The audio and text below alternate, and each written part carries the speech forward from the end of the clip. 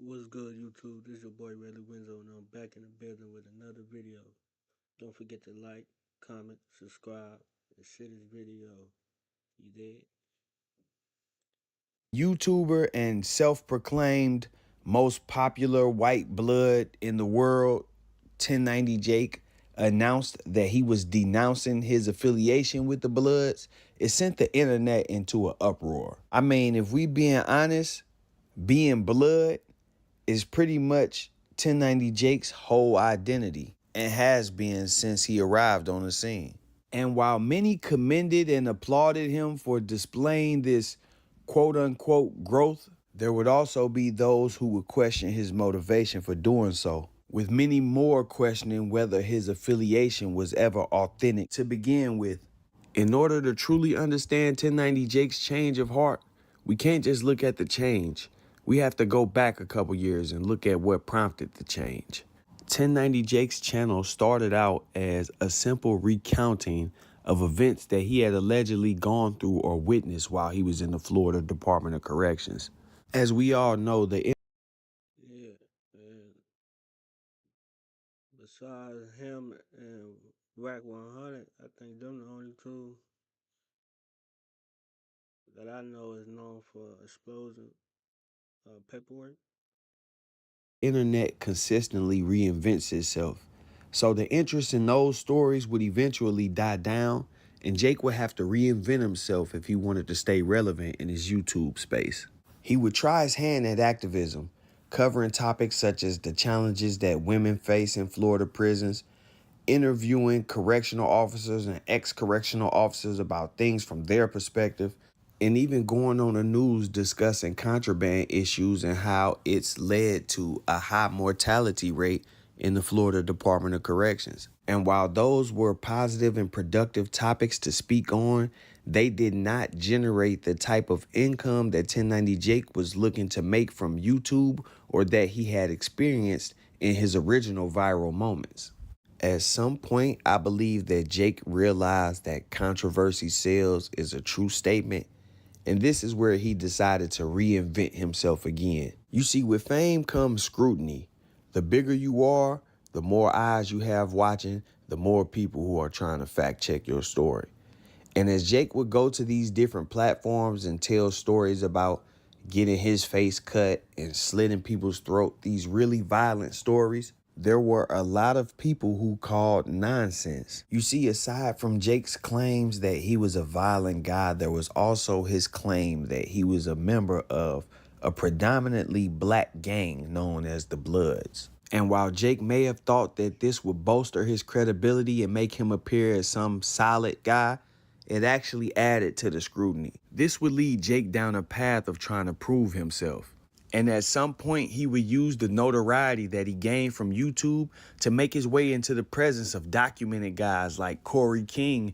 And at this point, Jake's message, along with his social media presence, became less about activism and more about proving that he was an actual affiliate. Slowly, the interviews with correctional officers and ex-correctional officers turned into pictures in the projects with members and ex-members, and it went from holding up a DOC badge to throwing up gang signs. Still, there were a lot of people who were skeptical of Jake. As I said before, the Bloods were a predominantly black gang.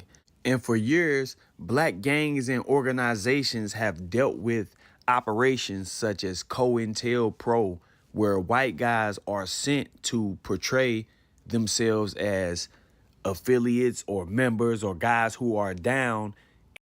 Yeah, that's true.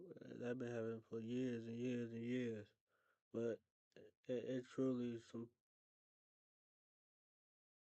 other colored people that's really in that type of lifestyle. Allegedly, I don't know. In an attempt to gain information about how that organization or gang works. And this is what a lot of people view 1090 Jake as. So he found himself in what we call a catch-22, because the more he went around these guys and attempted to portray himself as a down member, the more people would say, Man, they got that white boy over there. That's some police. That's the police. Y'all better watch him. He the police. And I'm not saying all white guys that hang around black people are cops, but black paranoia will definitely tell you that 9 times out of 10. It was at this point that I think Jake let the opinions of the internet get the best of him, and what seemed like a win turned into a really huge L. Now, I'm not sure if Jake inserted himself into this situation because he and 6ix9ine were both claiming blood, or if he was just riding a wave of hot topics because his views were kind of low at that point.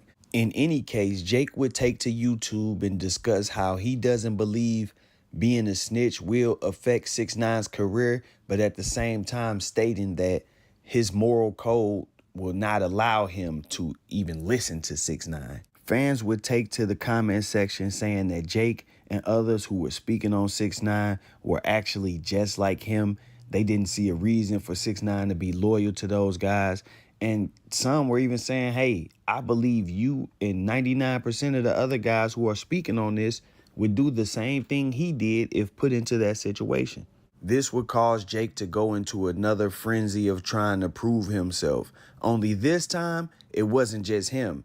He had some backing. He had some members. He had guys around him vouching for his validity and credibility. Considering that we can't find, or he hasn't shown a single picture where he had this kind of backing and was moving around in these kind of groups before the launching of his YouTube channel, I believe that this backing and this social circle is what gave him the confidence to do what he did next, which was take on the entire music industry, the whole rap industry.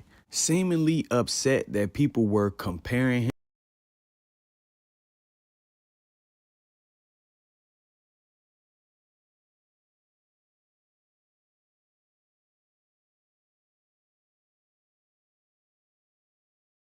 him to 6ix9ine, and possibly even more upset that although the fans clearly didn't believe him, they were name dropping rappers like DMX as the real deal. Jake would turn his attention to the rappers. I don't think that if 6ix9ine didn't tell, people would be saluting him. Not at all. Because they still would have felt like, oh, well, he's weak, whatever, whatever. I don't think there's any changing their mind. And the fact that he snitched and he still has those supporters, they're still going to stay there. Because it doesn't affect them. But I'm interested in how it's going to affect the music industry. Who is going to go against their moral code? Or who is going to go against this street code that everybody swears that they abide by? And who is really going to break down the pros and the cons of doing a collaboration with him or trying to collab with him, knowing how much attention he's getting right now and weighing out the benefits? I feel like a lot of people will. And I feel that unless something tragic happens to him, nothing's going to change. He's going to be the same old 6ix9ine doing the same stunts, and he's going to keep that attention on him because he knows how to incite drama and keep the flame going. Technology-focused organizations trust License Spring to solve 3 common challenges: monetize, having got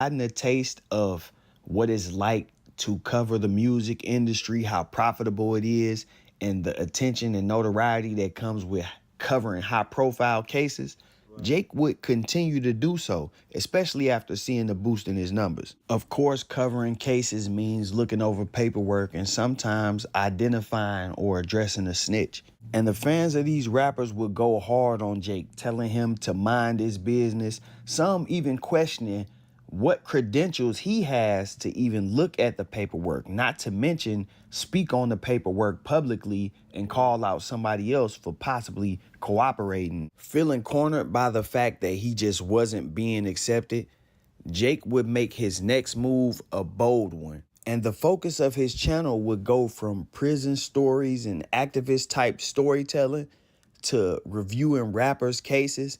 And ultimately, it would just turn into exposing rappers, dropping paperwork. He did the Boston Richie situation where he exposed him. He then attempted to expose O3 Greedo. Then he turned his attention to Finesse 2 times. Right. Then he focused on the YSL case with Young Thug and Woody. Of course, there was some financial gain, but that did not take away from the fact that Jake's motive seemed to be showing people that he was real and that these rappers who they believed in were fake. It's like he just became obsessed with proving people wrong. But don't take my word. At the same time, it found the method and learned how to turn the public eye to him. You know what I'm saying? That's what I think. Getting that just because you were curious or because you wanted to show somebody? To do videos on it. Oh, yeah. do videos about your own This is me shit. in Yeah, prison. yeah. Oh, you never got a fight in prison? Okay, I got multiple DIs. Right. What the fuck you mean? I did over a year in confinement in prison. Oh, you didn't do all that? All right, well, here's the paper. You know what I mean? So that was back when it was like, oh yeah, you were in prison, but you weren't doing this. So I'm bringing on everybody I was in prison with. Right. You know what I mean? So there was nothing that you could question at that point. But I was trying to like prove myself in a sense because I was new to the YouTube shit. The fact that I can show you like, yeah, your favorite rapper that you thought was so gangster, the one that you want to be like, the whole rat. Right. So it was like, you know, because that was the whole reason I started doing the snitch shit. Because in the beginning, when we were doing the prison videos, like me and all the people that I brought on that I was doing time with, it always had a message with it. Like, look, we did this, don't do what we did. So then when I started doing the snitching shit, it was like, look, rap is influential. A lot of people will listen to shit and then stop wanting to do it. I mean, you can look at it with the drugs, you can look at it with the violence. Everybody, when they start rapping about 30s and switches, everybody got a 30 and a switch now. You know what I'm saying? So you can't say it isn't influential. With that being said, if you got people following in your footsteps thinking that you this super big gangster, and we showing like, look, that's not really who he is. When he got jammed up, he told. When you got jammed up, you didn't say shit. Now you got a life sentence because you thought you were a gangster like him. The whole time he ain't even that. Jake would continue in He got a fact. He got a fact. What you was saying right there, but